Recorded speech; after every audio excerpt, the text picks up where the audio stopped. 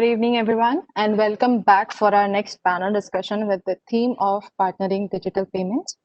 Let me first introduce you to our moderator, Mr. Hemant Kshirsagar. He's the India FinTech leader in EY. And for the panel, we have Mr. Monappa M. He's the head of marketing Amazon Payments. Then we have Mr. Chakradhar Gade. He's the co-founder of Country Delight. Next, we have Mr. Kunal Kalawatia. He's the Chief of Marketing NPCI. And finally, we have Mr. Shailesh Paul. He's the Vice President, Merchant Sales and Solution Visa. Welcome, everyone. Over to you, Mr. Kshirsagar.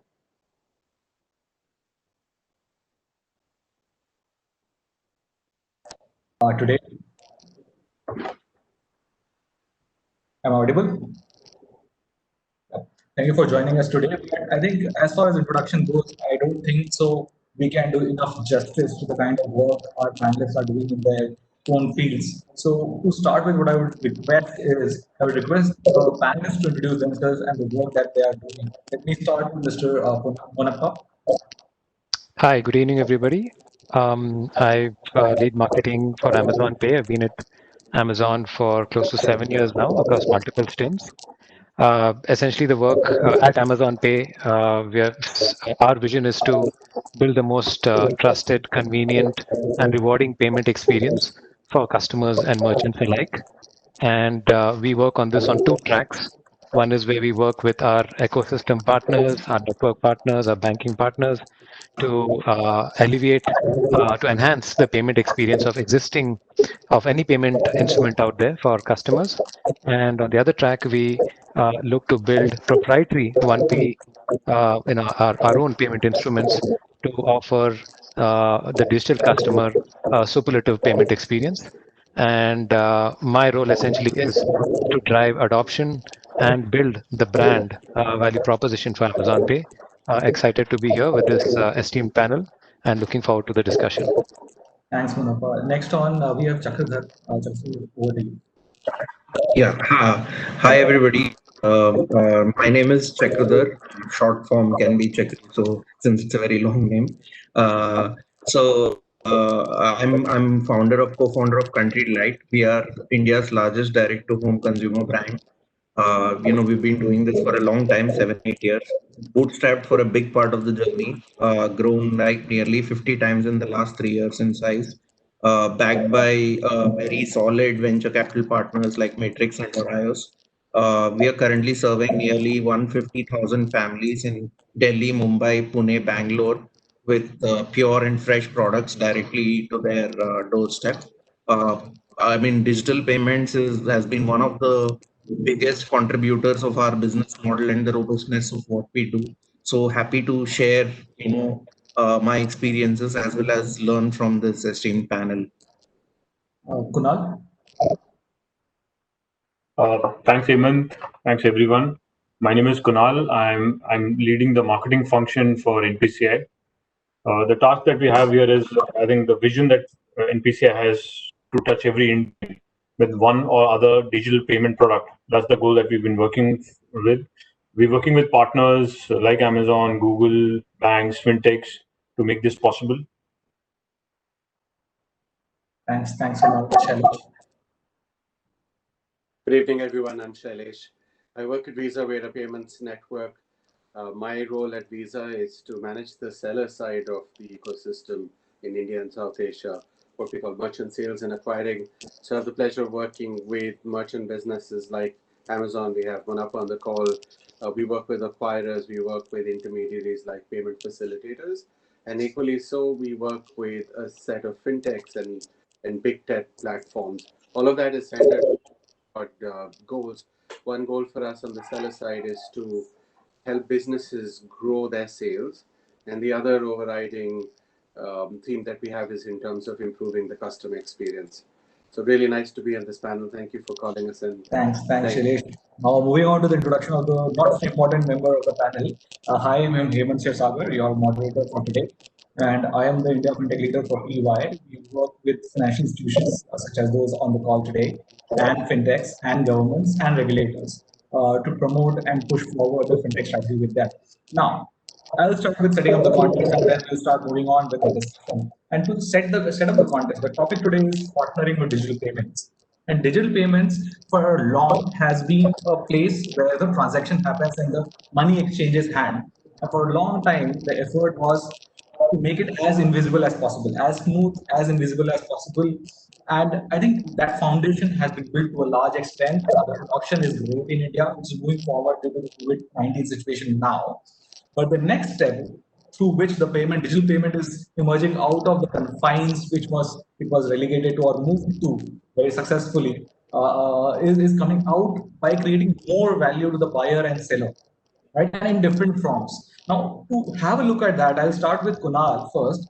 To tell us how do you see it shaping up, the value being created on the rails that digital payments now has created. Over to you, Kunal. Sure. Thanks, Hemant. I think I will take it from a lens of the customer. I think payments have been central to every consumer behavior, and I think payments very deeply and logically connected to money, and therefore I think when you look at the traditional model of how a customer really goes to shop or goes to purchase, the model of attention, interest, desire, and action. While yes, I think traditionally to explain the concept, it looks like payments only come in when the action comes in. But if you really ask me from the perspective of a customer, payments really start right from the time when you call for attention. There are some customers who are looking for deals. There are some customers looking for value adds. There are some customers looking for affordability and EMI there. There are some customers actually not worried about all this. They're worried about reward points, when they swipe their cards and stuff. So if you ask me, I think, and being a payment professional, I'll just exaggerate it a bit more. Payments are at the heart of every purchase a customer makes, right? So I think for a customer, the journey on payments actually starts right from the time that he possesses a payment tool and he wants to really buy something, and whether it's convenience or luxuries for himself. I think the way payments have shaped in the very recent times consumer behaviors or even behaviors of marketers and manufacturers is very clear. When you look at sachet pricing, and I think it's a marketer's strategy to reach out deeper into a customer segment.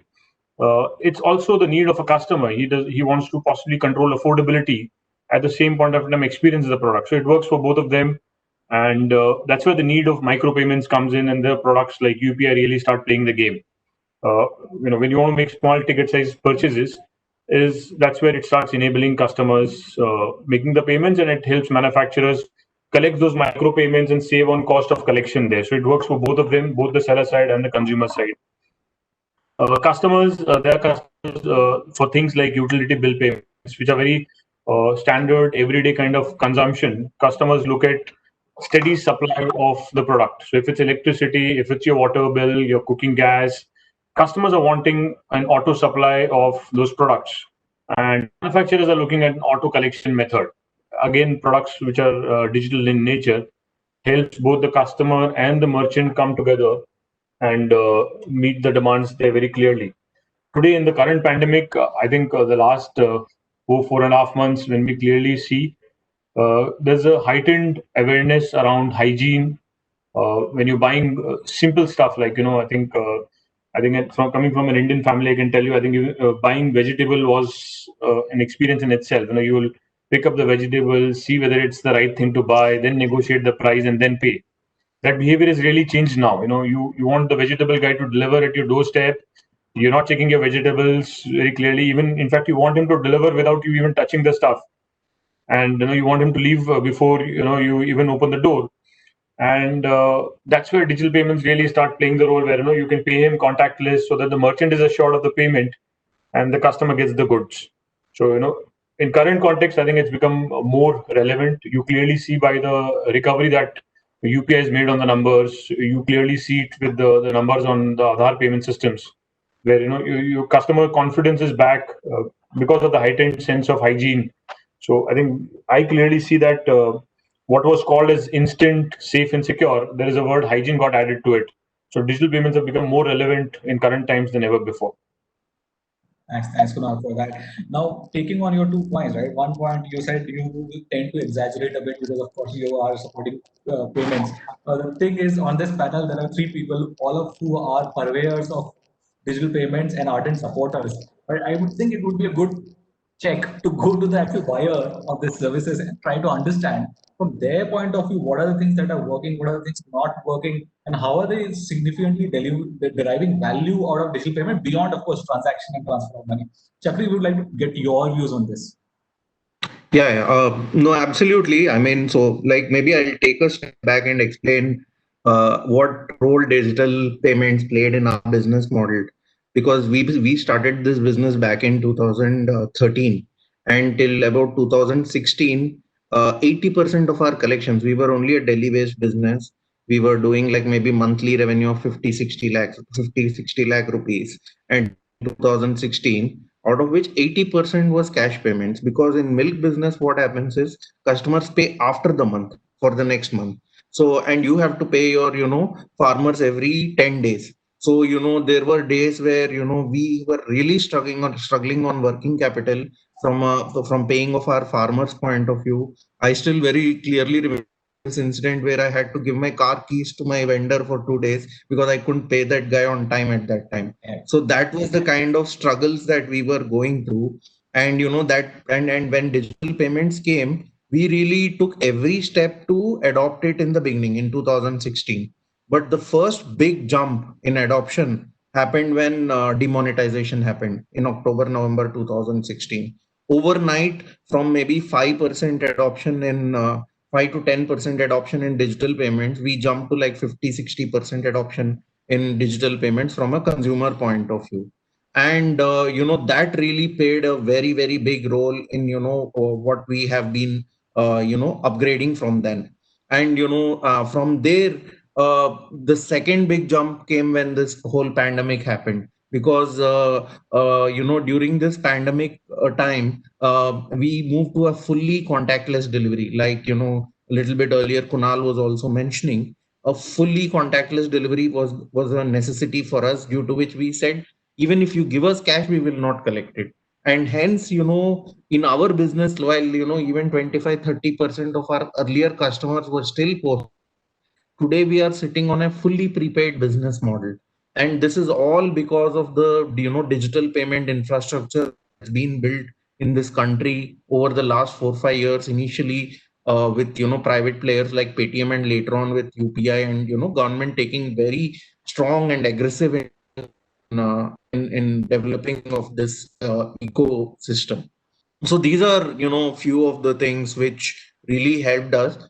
Some of this things which today I feel that can be like great value additions from where we are today. One will be this whole reconciliation aspect, where if there is a payment which is done and the information is on the gateway, reconciling it with your CRM systems is not fully foolproof yet. That is some area where we still see some scope for work. This is very tactical, but at a strategic level, if you look at it, a lot of analytics is there with payment gateway providers or people who collect payments today.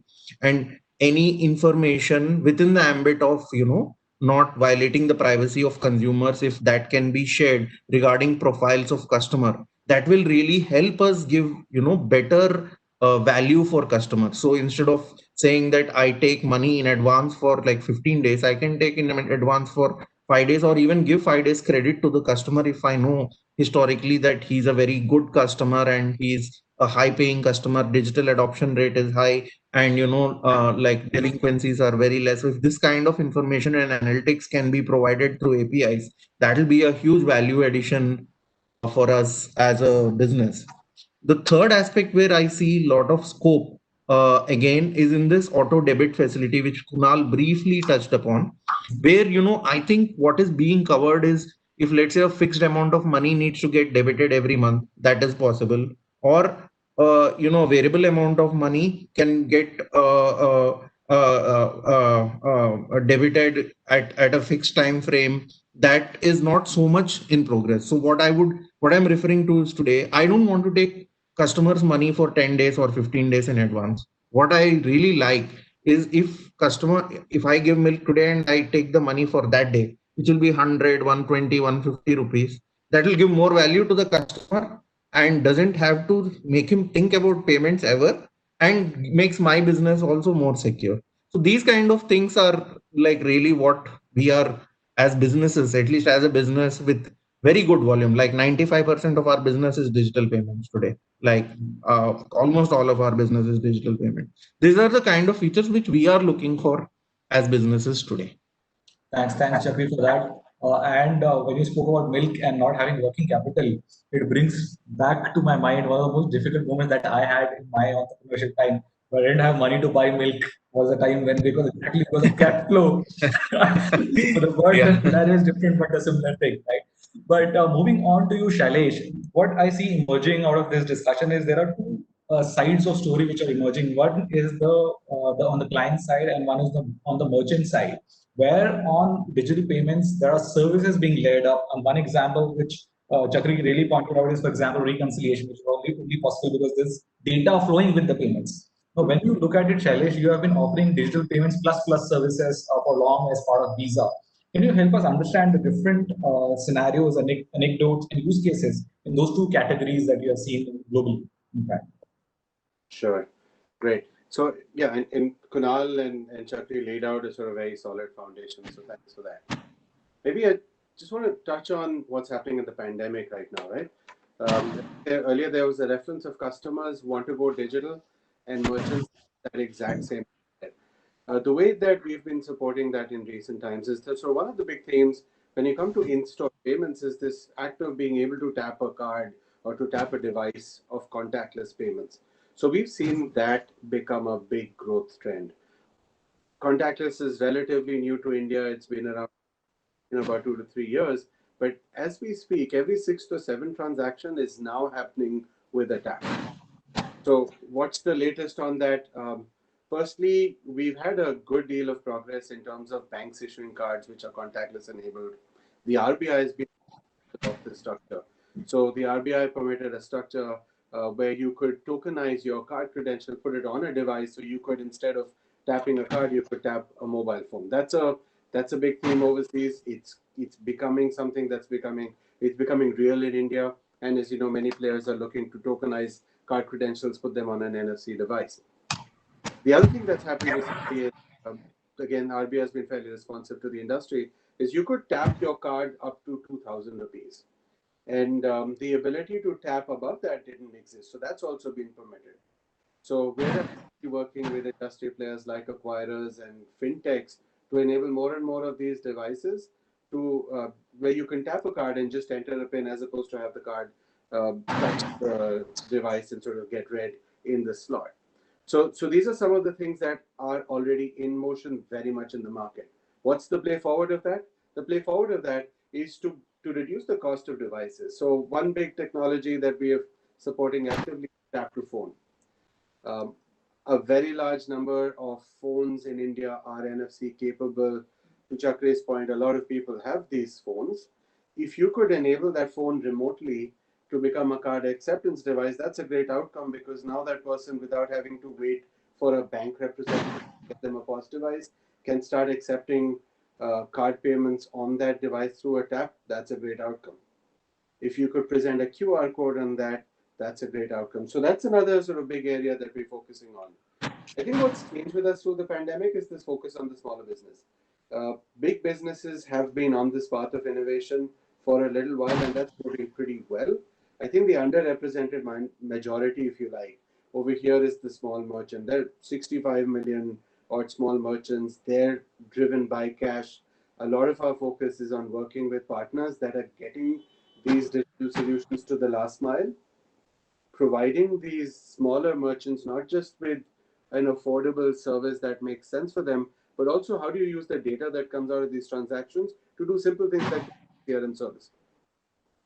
So that's the big focus area for us. I'll stop because maybe we can come back to this.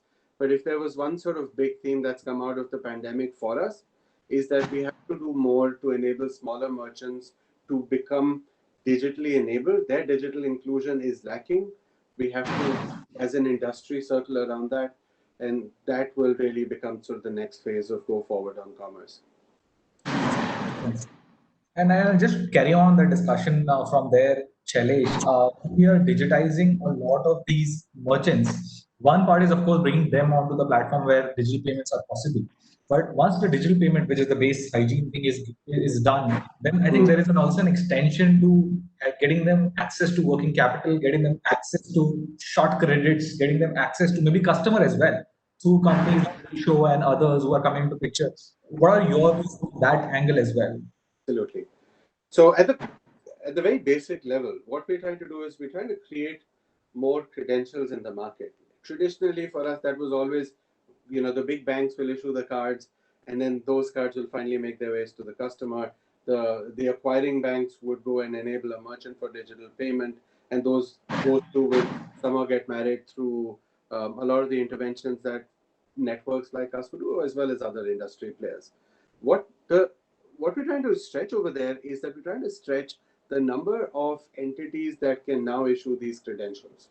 So, for example, we tied up with, let's take recently we announced a collaboration with LiftQuick. They're a fintech in the bigger Future Group umbrella. What they're going to do, and along with other such players, is to provide prepaid credentials. There are more liberal licensing requirements for PPI that enables more issuers to provide customers digital credentials that are easier to get, faster to get. It gives them a faster path to that. At the same time, what we're trying to do is we're working with a lot of fintechs that in fact support the big banking infrastructure that's already in place. So, for example, we've just yesterday we announced a collaboration with a company called Innovati. Innovati is providing the ability to convert a purchase into an installment plan at the point of sale, right? So, and a little bit earlier, we made an announcement with a company called MyPinPack. What they're trying to do is put out a solution that will help MSwipe, which is a large payments aggregator and payment services provider, to do the tap to phone I spoke about earlier. So a lot of our collaboration right now is with players that are getting to the last mile and enabling them with the technology and the value-added services solutions that can then help the small merchant participate more actively in digital payments. That's fantastic, Shailesh. And with that note, I would also take that opportunity to do a bit of self-promotion with Visa. Recently, Visa did this Visa Everywhere initiative where you partnered with a lot of fintechs, right? That's a program that EY ran with Visa, so that was fantastic. But that's a question I would also like to move back to Kunal as well. Kunal, because this is a segment that you are playing as well. And moving on from retail, SME, SMB is a big segment as well for NPCI. So, what's your opinion, views on that segment and the work that's been happening there? I think that segment has immense potential. Hemant. I think obviously B2C payments during this pandemic has very clearly seen it's got now it's coming back, and I think the curve is really picking up there. UPI clearly shows that number. We seeing the business segment or the SMB segment has huge potential. We've recently, I think almost around 20 days back, launched commercial cards on the platform along with SBM and Encash. That's very clearly shows our focus in that segment, and believe that that's the segment to go after. On the B2B side of it, I think there are many payment use cases that's building up with the fintechs and startups on the UPI railroads. So that's another driver that we've got. While on UPI, you see entertainment and travel have really taken a beating during the pandemic. But what's really building volume is use cases around what Chakradhar mentioned, businesses where they're integrating UPI and payments into the product experience itself. That's driving the volumes for us. I think over and above that, I think a point that Shailesh just mentioned, I think key to note, I think contactless has really become the need of the hour. I think and contactless is everything that the customer is wanting, whether it's product delivery or payments. And I think very recently, I think the RBI mandate of an offline contactless payment at retail is where it's really going to be driving, because I think India as a country, while yes, we're sorting out connectivity at many levels, that will still be a challenge for many consumers. In a situation where there is no connectivity and you want to make a card payment in an offline mode, that's where I think contactless really plays a significant role, and that service is already live and available for customers and banks. So that's a big plus around this thing. That makes sense, Kunal. Now, moving on, Munappa, Amazon has always been a leader in leveraging data from customers and the transactions which are happening, right? And for you, you are sitting in the midst of both. You have a large base of customers, and on the side, you have merchants here available with you.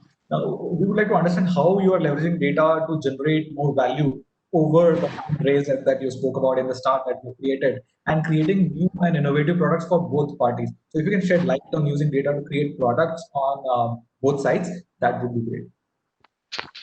Sure. So I think as touched upon by the other panelists, the pandemic has really been that one tipping point, right? For across multiple customer experiences, right? One on the consumption side in terms of shopping, and second is on as Kunal said, payments is the heart of every transaction, so payments as well, right? So what we did notice is that overall in under normal circumstances, even today in online commerce, three two out of every five transactions still happen with COD, right? Cash on delivery is still preferred by a certain set of customers, and we call them, let's say, cash loving customers, right? And it's this set of customers that the moment the pandemic hit, and there were all these restrictions in terms of contact and e-com and so on. They were like suddenly feeling underserved, right? And that's when Amazon Pay used the data to. It's not that these customers don't have digital payment instruments. They use net banking. They have debit cards, right? So that's when we rallied around that and sort of and enabled cashless transactions by amping up our doorstep payment on delivery infrastructure, right? So we enabled, customers could still order online, and but still, because they only want to pay once the product comes, right? Was we enabled the feature of pay link, right, where a customer gets a link at the time of delivery, and that the delivery would probably happen at the gate or at the apartment.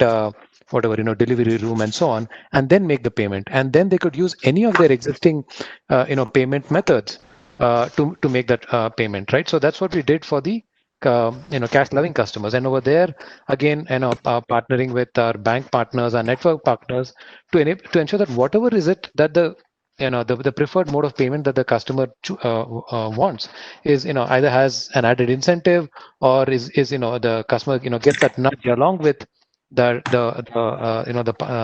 bank or the payment partner to give the confidence to now try digital payments at this time of need. So that's it on the shopping side, right? And then when we then looked at the other set of customers, who are the digital payers, who are always paying digitally, but suddenly I mean there's a lot happening, right? As in jobs getting cut, salaries also getting cut, and so on, and suddenly managing the daily budget has become a challenge, right? And customers were used to going to the offline kirana store and having this khata system, right? Where they pay, everything is put on the khata and they pay at the end of the month, allows them also to plan their finances. But now, the shops are closed. There are all these restrictions. They're dependent on doing it online. So then that's when we use that data to expand our pay later product, which essentially is just the khata but just online, where customers just keep buying their daily essentials. Not only daily essentials, they could even pay for their monthly bills, electricity bills, DTH bills, water bills, and now even the gas bills, and pay for all that at once at the end of the month with a 30-day credit down the line. And that was something that was really appreciated by customers during the pandemic, because it enabled them to still manage with the current set of capabilities that are digital capabilities that had opened up to them, without and while as mentioned by Kunal, adding the other dimension to digital payments, which is of safety, right, of contactless payments. So that's how Amazon Pay has been able to find these pockets of opportunity to continue serving customers, because at the end of the day, we are a customer obsessed company. We look at opportunities to keep serving customers better, and these were two opportunities that come to mind, where we enabled experiences, and in one case lit up a product or expanded a product to enable customers to continue meeting their aspirations and daily needs in this time of crisis. It's a good point, and that also brings forth Manapa point that payments have immense potential, especially digital payment has immense potential to act as a power of good. And I'm taking this from a discussion that I have heard somewhere. I think it was Kunal Shah speaking about it, that to serve the basic needs of the family, if a person has to access money or take a loan, it is a big hit on his ego. So a lot of time he would avoid getting to a place where he has to access a loan, right? But if it is a buy now, pay later kind of arrangement, which doesn't even look like a loan, it is basically a normal khata you pay at the end of the month. That is still comfortable to his ego, and that just makes it more accessible, both in terms of physically, logistically, but also mentally and in form of a ego. That's amazing. And it's a good use case that is clearly coming out of the COVID-19 situation. But building on the second part of it, because we have seen the access of money which can be made available for the buying side of the story, I would also like to move towards the merchant side of the story and the value to be created, and also to bring forth the point which Chakri pointed out, that maybe analytics, which is based on the data that is being created when the transaction are happening, that is something which I think a lot of small merchants which do not generally have access to that kind of analytics might find it really useful. So is that a direction which Amazon Pay is or payments is also thinking on and working on for the merchants? Yeah, so today, thanks to UPI and the wide adoption of scan and pay payments through the UPI QR codes, right? We have I think at last estimates perhaps around 12 or 15 million outlets which are enabled with UPI QR codes, right? So that's those merchants, and this is on the overall base of perhaps 65 million, I think, which Shailesh had pointed out to, right? So merchants are adopting digital payments, and with that starts the first stream of data, right? As in, when you're able to get the payment data, you know what the cash flows of the merchant are. Through that, you then start building in, rules around. Therefore, what is the sort of line that can be extended to these merchants, right? And sort of then build, being able to for the merchant also to be able to build a credit history, right? That you can use to extend lines to these customers. So currently, it's still early stages because we're still ramping up our merchant acquisition sort of footprint. Within the 15 million universe that's out there. But over the next few months, we will be working with the set of in a phase-wise manner where the merchants with whom we have the longest track record, and we have sufficient payment flow histories to light up credit products for them as well.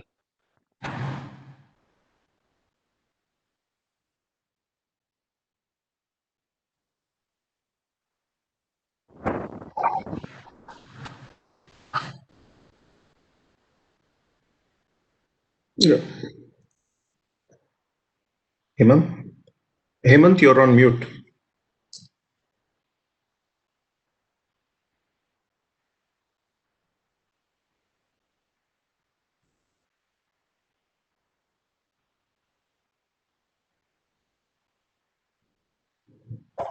Hello, can you hear me?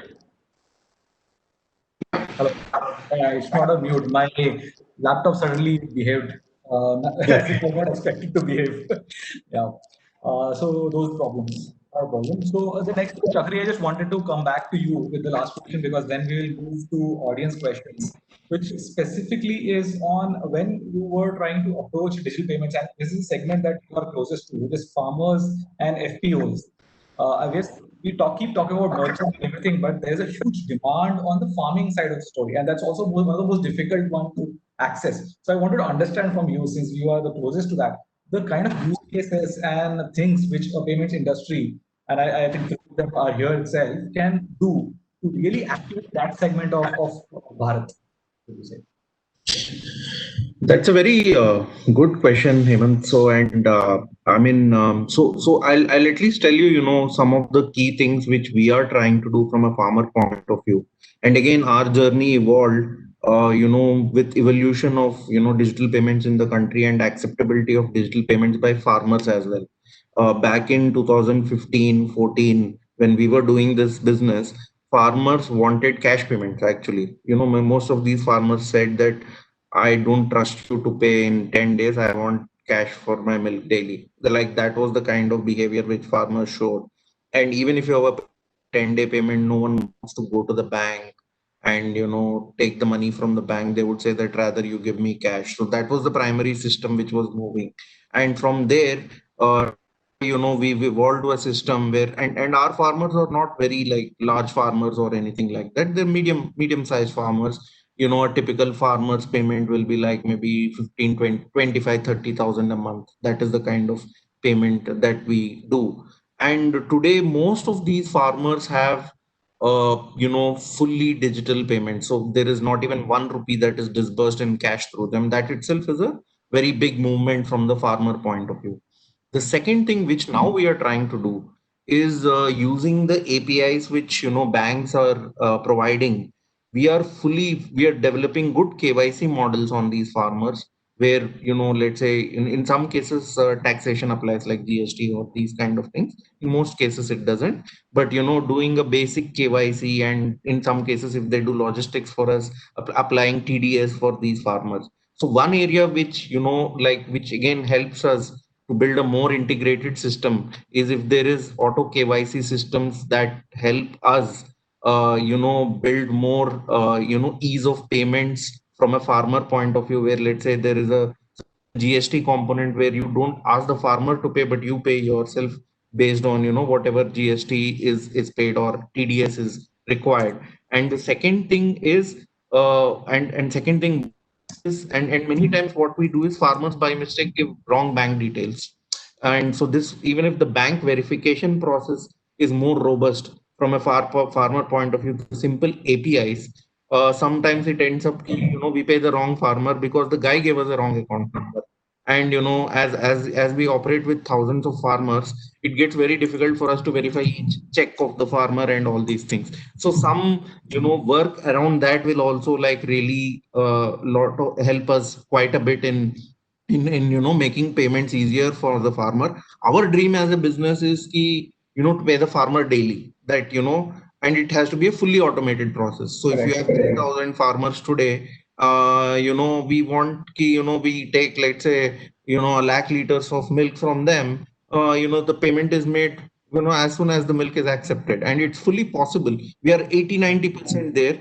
There are some tweaks around this whole bank account verification process, PAN verification, GST verification. Most of the APIs are there. Some banks have adopted it well. If all banks, or if there are some players who can adopt it better, that will like really things to the next level in terms of quickness of payments. And when payments are moving fast, then everything starts happening more quicker, like a lot of business activity.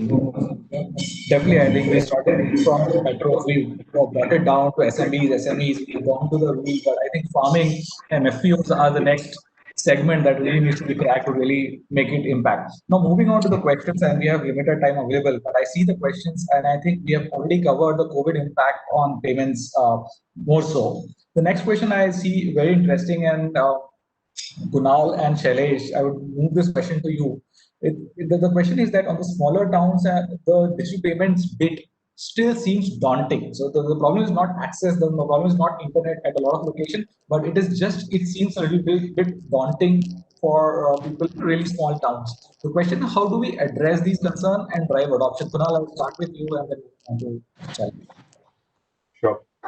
I think when you look at this last 4 to 5 months, what has really pushed us? I think it's building a habit of making digital payments. People who have tried once are doing multiple number of times the transactions, and I think that's building a certain learnability with the consumer. So that's point number one. Point number two, for a lot of consumers who are in rural areas have a smartphone. I think the simple onboarding process itself is the big step. For that, I think what we've deployed is a chatbot module which talks to them in their regional language and really helps customers to get over the first big step is like how do you really get onboarded onto the digital payments platform. So I think that's the first big step. Whom to ask was the question for them. We've really provided that solution. We've integrated the APIs of the chatbot with banks, with merchants. wherein the customer can go anywhere and ask this question, saying, how do you really get onboarded onto UPI? Right. So that's the question that we're solving. We believe that if a customer can get onboarded very easily, I think his first big problem is solved. Second, I think we're working with startups and ecosystem partners who really reach out to the last mile, I think where a customer is present, and we integrating solutions with them and building solutions through them. I think very clearly, like the case Chakradhar just mentioned, how can you make a payment to the farmer every day? I think UPI Pay is an excellent example, or it works great for the customer, it works great for the farmer, and I think this use case will help both the buyer and the seller to create a solution which works for them. I think the offline retail piece, which recently got approved by the RBI, I think it's going to be another big step towards really digitalizing the rural part of the country where connectivity could be issues many times. So I think that will really resolve for those micro payments of less than 200 rupees to get onto the digital bandwagon will really help. Yeah. Moving on to Shailesh, your views on the same Sure. question. Firstly, the small town transaction growth is actually quite phenomenal. When we look at our own data, when we look at growth rates for tier 1 and tier 2 cities, and then we compare that to tier 3, tier 4 cities, the growth rates of the smaller cities are at least 3 times as much. So the good news is that small town customers are very rapidly getting into digital payments. That's also very clear when we look at e-commerce trends, right? Where you can actually triangulate where the customer is based on their other spends. You know that actually a lot of the e-commerce growth is also coming from these smaller towns, and Manappa can tell you about how the pin based, let's say if you look at pin code based penetration of India is rapidly changing. So that's the good news. The challenges, however, remain on a couple of fronts. Most prominently, it's around fixed costs. Part of the reason why a lot of the players have not gone deeper into the smaller towns and cities is because there's a fixed cost to putting this infrastructure out, and the ability to recover that, because these are smaller shops, smaller marketplaces, their sort of hope to recover their investment or recoup their investment is a little bit lower. So in there are a couple of things that are pertinent. Firstly, the Payment Infrastructure Development Fund that the RBI announced, that's a big, bold step forward. And this is probably the first time, the only example I know where the regulator is saying that they'll foot 50% of the bill. So RBI has actually said that they will put a fairly significant amount in that corpus. The rest will be funded by networks and issuers. That will become a sort of big step forward in terms of providing relief to the players that provide this payments infrastructure at the last mile. So that's a big step. The other piece that I mentioned earlier on is to go in terms of providing that digital acceptance. At the end of the day, the customer needs some face-to-face habit building. My local Kirana store must accept digital payments. I get into the habit, then I build more confidence to do more digital transactions online or in app. And the lower cost asset light model of acceptance like tap to phone will go further in that same direction as well.